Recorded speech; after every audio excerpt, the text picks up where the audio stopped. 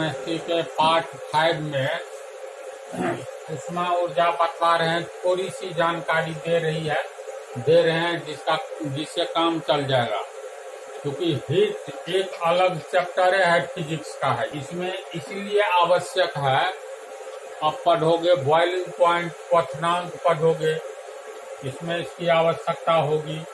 द्रवनांक पढ़ोगे, यानी उष्मा की चर्चा बहुत जगह होने जा रही है। तो थोड़ी सी ऐसी जानकारी दे देते हैं जिसको समझ लेने के बाद केमिस्ट्री में प्रॉब्लम नहीं होगा। तो ऊर्जा के बारे में तुम लोग को बतला दिए हैं ना, फिजिक्स के चैप्टर में बतलाए हैं, लाइट चैप्टर में। उष्मा एक प्रकार की एनर्जी है, ऊर्जा है। ऊर्जा के अनेक रूप होते हैं। ऊर्जा की न तो उत्पत्ति होती है, न इसका विनाश होता है, बल्कि कोई भी पिंड है उसमें ऊर्जा सुरक्षित रहती है, संरक्षित रहती है। इसकी चर्चा हम कर चुके हैं। उष्मा किस तरह की ऊर्जा है, तो मान लो यहाँ पर आग जल रही है, एक लोहे का छड़ ले लो, लोहे का छड़ आग में दे दो यहाँ, तो थोड़ी देर बाद देखना 2 मिनट गर्म करके निकाल करके इसका आगे वाला पोर्शन जो आग के संपर्क में है उसको स्पर्श करके देखो तो उंगली जल जाएगी, है ना। यहाँ इधर स्पर्श करोगे तो कुछ नहीं होगा। लेकिन इसी लोहे के छड़ को आग में रख करके कुछ देर छोड़ दो, आग में आगे वाला पोर्शन, लोहे का छड़ का आगे वाला पोर्शन, तो 2-4 मिनट के बाद यहाँ पर स्पर्श करोगे तो यहाँ भी गर्म लगने लगता है। ऐसा होता है नहीं सा। इसका अर्थ है ये उष्मा का स्रोत है, जहाँ से उष्मा ऊर्जा पैदा हो रहा है। और इसके संपर्क में जो ही हम एक लोहा का छड़ रखते हैं तो लोहे का, अभी लोहा गर्म नहीं है, ठंडा है, ये तो आग है। तो यहाँ पर ज्यादा उष्मा ऊर्जा है, यहाँ पर हम उंगली दे नहीं सकते हैं, जल जाएंगे, क्योंकि ये आग का स्रोत है और ये ठंडा है। इसको आग में रखे जाने पर इसका ये वाला भाग गर्म होगा और इसके द्वारा पूरे छड़ में उष्मा का संचार होगा, यानी उष्मा ऊर्जा आगे की ओर बढ़ेगा और पूरे छड़ को गर्म कर देगा। इसका अर्थ है यहाँ का तापक्रम लोगे तो बहुत ज्यादा है, यहाँ ताप बहुत ज्यादा, लोहा ठंडा है। हम लोग बुखार देखते हैं न जी, तो कहते हैं 102 डिग्री फ़ारेनहाइट है तुमको, तो इसका मतलब बुखार है। 97 डिग्री फ़ारेनहाइट है तो चलो बुखार ठीक है। तो बुखार होता क्यों है, इसका मतलब शरीर में उष्मा ऊर्जा है, आग में उष्मा ऊर्जा है। आग को स्पर्श करते हैं तो उंगली जल जाती है और पानी को स्पर्श करने पर उंगली नहीं जलती है। इसका मतलब पानी में तो उष्मा ऊर्जा है, लेकिन बहुत कम है, जिसमें हम लोग उंगली डालेंगे तो पानी का उष्मा ऊर्जा हमारे उंगली में प्रवेश नहीं करेगा। ठंडे पानी का गर्म लगेगा नहीं ना। और एक गिलास में गर्म पानी ले लो, उसमें उंगली डालोगे तो गर्म लग रहा है। इसका मतलब गर्म पानी में उष्मा ऊर्जा ज्यादा है और हमारे उंगली में कम है ना। तो गर्म इसीलिए लगता है कि उष्मा उच्च तल से निम्न तल की ओर प्रवाहित होता है। इसका अर्थ हुआ जैसे पानी उच्च तल से निम्न तल की ओर प्रवाहित होता है, ऊंचाई से पानी नीचे की ओर जाएगा, न कि नीचे से ऊपर की ओर। अर्थात पानी जिस तरह उच्च तल से निम्न तल की ओर प्रवाहित होता है, उष्मा ऊर्जा भी उच्च तल से निम्न तल की ओर प्रवाहित होता है। इसका अर्थ हुआ उष्मा के लिए क्या उच्च तल और निम्न तल हुआ, तो पानी के लिए तो समझ गए। मान लो ये पर्वत है और ये समतल भूमि है, तो पानी बारिश होने पर पानी ऐसे आएगा ऊंचे भाग से नीचे भाग की ओर, तो कहेंगे उच्च तल से निम्न तल की ओर आ रहा है। पानी हमेशा नीचे से ऊपर की ओर कभी तो नहीं जाएगा, ऊंचे स्थान से नीचे स्थान की ओर पानी बहता है, यानी उच्च तल से निम्न तल की ओर। तो इसमें तल का मीनिंग स्पष्ट है। उष्मा ऊर्जा का अर्थ हुआ उष्मा का तल ऊंचा है। इसका अर्थ हुआ जैसे मान लो दो लोहा का कोई पिंड है, इसको आग में अभी दोनों ठंडा है, इसको स्पर्श करते हैं तो दोनों, अगर हमें मान लो एक लोहा का पिंड ए है, एक लोहा का पिंड बी है, अगर हम ध्यान से देखो, अगर हम लोहा के पिंड ए को स्पर्श करते हैं तो ये ठंडा लग रहा है, और इसको स्पर्श करते हैं तो ये गर्म लग रहा है। इसका अर्थ ये हुआ, ये ठंडा है लोहा का पिंड, ये गर्म है। तो गर्म है तो इसमें उष्मा की मात्रा अधिक है, ये ठंडा है तो उष्मा की मात्रा कम है। अब तो इसको क्या करो, एक लोहे के द्वारा संपर्क कर दो, ये गर्म है ये ठंडा है, अब उष्मा ऊर्जा गर्म है तो इसका अर्थ हुआ इसमें उष्मा का उच्च तल है। अब ये ठंडा है तो इसमें उष्मा कम है, यानी उष्मा का निम्न तल है। अब अगर दोनों में एक लोहा जोड़ देंगे या दोनों को सीधे सटा देंगे, स्पर्श करा देंगे, तो गर्म से ठंडे की ओर उष्मा का प्रवाह होगा। क्योंकि गर्म है तो इसका मतलब इसमें ऊंचा तल है, उष्मा का ऊंचा तल है। ठंडा है तो निम्न तल है, इसीलिए उष्मा उच्च तल से निम्न तल की ओर प्रवाहित होता है। इसका उदाहरण भी हम दिए थे। अगर मान लो किसी बुखार लगे हुए व्यक्ति के हाथ को हम लोग स्पर्श करेंगे, तो मान लो इस हाथ को बुखार है, इस हाथ को बुखार नहीं है, दोनों कल्पना करो दो आदमी का हाथ है, तो इस हाथ को बुखार लगा हुआ है, तो ऐसे स्पर्श करेंगे तो ये हाथ गर्म लगेगा, इस हाथ को लगेगा ना, लेकिन इस हाथ को ये हाथ ठंडा लगेगा। ये मालूम है, बुखार से पीड़ित आदमी का शरीर जब हम स्पर्श करते हैं तो उसका हाथ गर्म लगता है, शरीर गर्म लगता है। क्यों? क्योंकि बुखार से पीड़ित आदमी के शरीर में उष्मा की मात्रा अधिक होती है, और स्वस्थ आदमी के शरीर में सामान्य अवस्था में उष्मा की मात्रा रहती है। यानी बुखार लगे हुए व्यक्ति से जिसको बुखार नहीं लगा है उसके शरीर में उष्मा की मात्रा कम है, और जिसको बुखार लग गया है, देह गर्म है, तो इसका मतलब उसके शरीर में उष्मा की मात्रा अधिक है। तो चूंकि उष्मा का प्रवाह उच्च तल से निम्न तल की ओर होता है, इसीलिए बुखार लगे हुए व्यक्ति के हाथ से या शरीर से जहाँ भी स्पर्श करेंगे, इसके शरीर में अधिक उष्मा है, ये उच्च तल से निम्न तल की ओर प्रवाहित होगा। अर्थात जो व्यक्ति बुखार लगे व्यक्ति का हाथ स्पर्श करेगा, उस व्यक्ति के हाथ में उष्मा का तल कम है, और बुखार लगे हुए व्यक्ति के हाथ में उष्मा का तल अधिक है। इसीलिए संपर्क करने से उष्मा उच्च तल से निम्न तल की ओर प्रवाहित होगा, इसीलिए बुखार लगे हुए व्यक्ति का हाथ हमें गर्म लगता है। और जिसको बुखार लगा हुआ है उसके शरीर से उष्मा निकल रहा है। जब उष्मा किसी पिंड से निकलता है, चाहे अगर वह सजीव है या निर्जीव, जिससे उष्मा निकल रहा है उसको ठंडा लगेगा।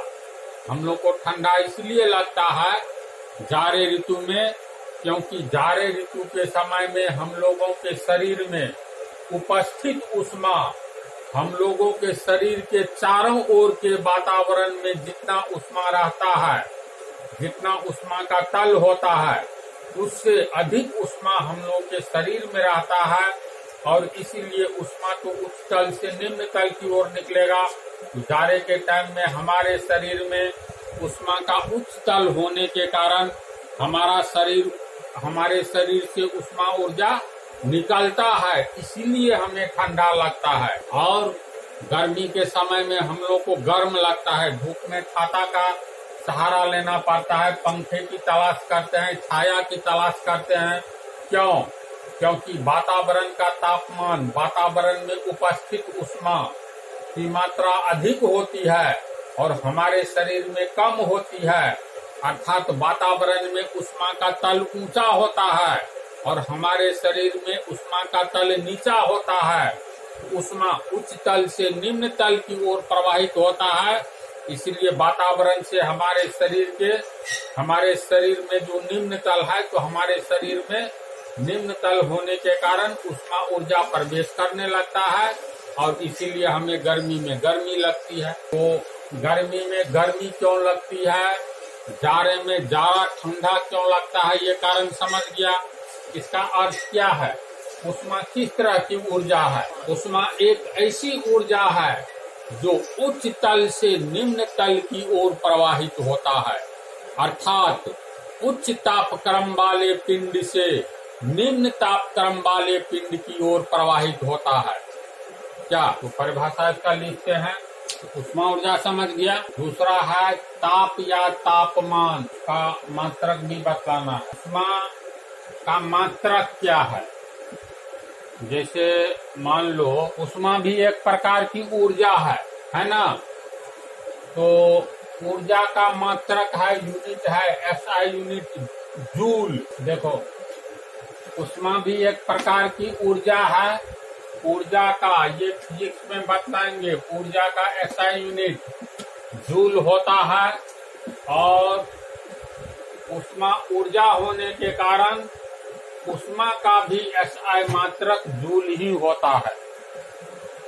समझ गया। ये सब पूछता है, याद रखना है। जैसे मात्रा का SI मात्रक मास का किलोग्राम, ग्राम सीजीएस पद्धति में होता है ना।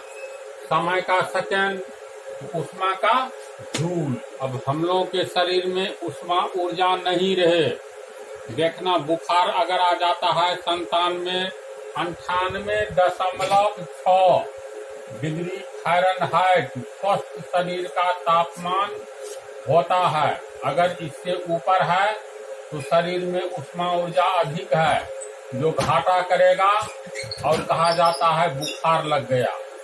अगर मान लो 98.6 डिग्री फ़ारेनहाइट से कम रहता है तो पर भी कहा जाता है ऊष्मा घट गया शरीर में। 93-94 लोगों का आ जाता है शरीर ठंडा होने पर। 88 डिग्री फ़ारेनहाइट शरीर का तापक्रम आ जाता है तो शरीर इतना ठंडा हो जाता है, यानी शरीर से इतना ऊष्मा ऊर्जा निकल चुका रहता है ताकि 88 डिग्री फ़ारेनहाइट आ जाए तो उस समय मानव का हार्ट काम करना बंद कर देता है और मनुष्य की मृत्यु हो जाती है। इसीलिए जाड़े के ऋतु में लोगों को जो ठंडा लगता है तो मौत जो होती है ठंडा से, उसके तापक्रम शरीर का जब ये 88 डिग्री फ़ारेनहाइट आया तो इतना ऊष्मा ऊर्जा निकल चुका रहता है तो इसका हार्ट काम करना बंद कर देता है। तो एक निश्चित मात्रा में हमारे शरीर में ऊष्मा ऊर्जा रहता है, तो कुछ न कुछ जूल तो रहता होगा। तो ऊष्मा ऊर्जा को हम लोग किस में मापेंगे, जूल में। समझ गया। तो ये तो SI मात्रक जूल होता है। और फिर सीजीएस में कैलोरी होता है। सीजीएस पद्धति ये सब फिजिक्स में पढ़ाए हुए हैं। सेंटीग्राम सेकेंड, C से सेंटीमीटर, G से ग्राम, S से सेकेंड, याद करो। तो सीजीएस पद्धति में ऊष्मा ऊर्जा का मात्रक होता है कैलोरी, SI पद्धति में जूल। अब जैसे 1000 कैलोरी, 1000 बराबर 1 किलो। इधर कैलोरी चेक करेंगे तो आगे में भी देंगे, याद आ रही है पिछली बातें।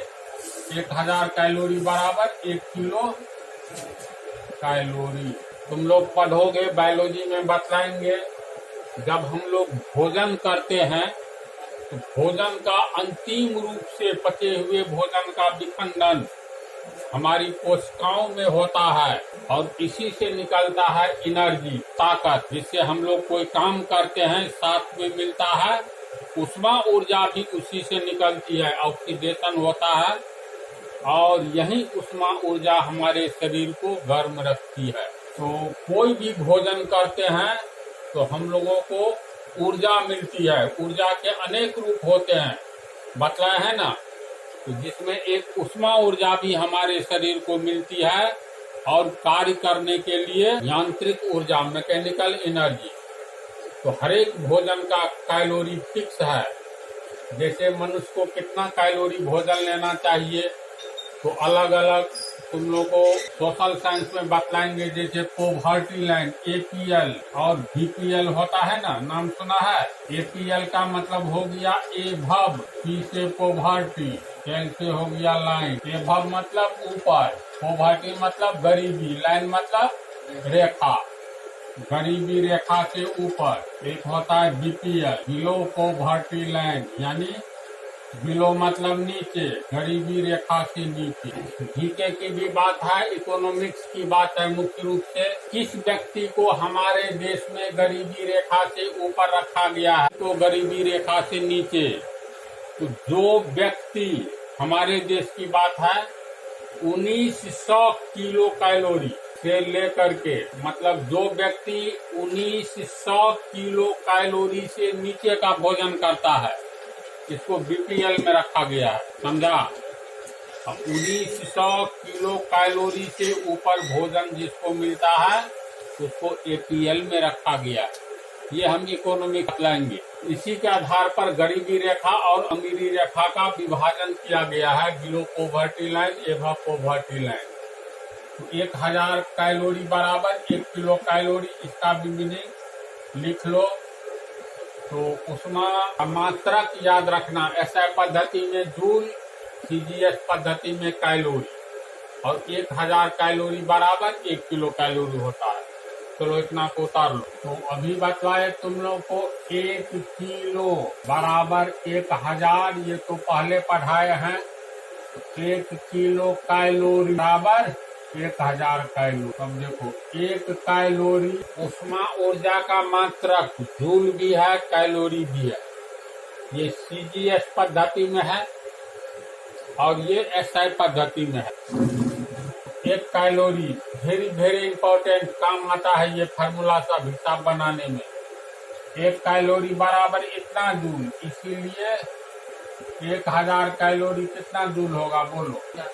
गुना हो जाएगा 4.2 गुने 1000 जूल। ये हो गया 3 शून्य, 1 अंक के बाद दशमलव, जूल बराबर 4200 जूल, समझा। 1000 कैलोरी, 1 किलो कैलोरी होता है, तो 1 किलो कैलोरी बराबर 4200 जूल, याद रहेगा। तो फार्मूला हो गया, इसको याद रखना। मिल देखो होता है इतना, 0.186 जूल। तो ये 1 के बाद 8 है, जब ये 5 रहे तो पूरे को 2 मान लिया जाता है। 1 के आगे 8 है ना, तो दशमलव के आगे 2 दे दो। 5 तक रहे तो पर भी, यानी इसको 4.2 जूल, 186 200 के लगभग है ना, तो 4.2 जूल। इस फार्मूला को याद रखोगे तो 1000 कैलोरी बराबर 1000 से गुना कर दो तो 4200 जूल। अगला टॉपिक जो नेक्स्ट पार्ट में बतलाएंगे, ताप या तापमान क्या है, टेम्परेचर, और इसके बाद क्वथनांक, द्रवनांक, बॉइलिंग पॉइंट, ये सब आराम से समझोगे। उष्मा का प्रयोग धड़ल्ले से होगा। बहुत सारा चैप्टर केमिस्ट्री में उष्मा का प्रयोग होता है। उष्मा क्या चीज है, मोटा मोटी एक कंसेप्ट मिल गया है ना। तो अगले पार्ट में टेम्परेचर के बारे में बताओ।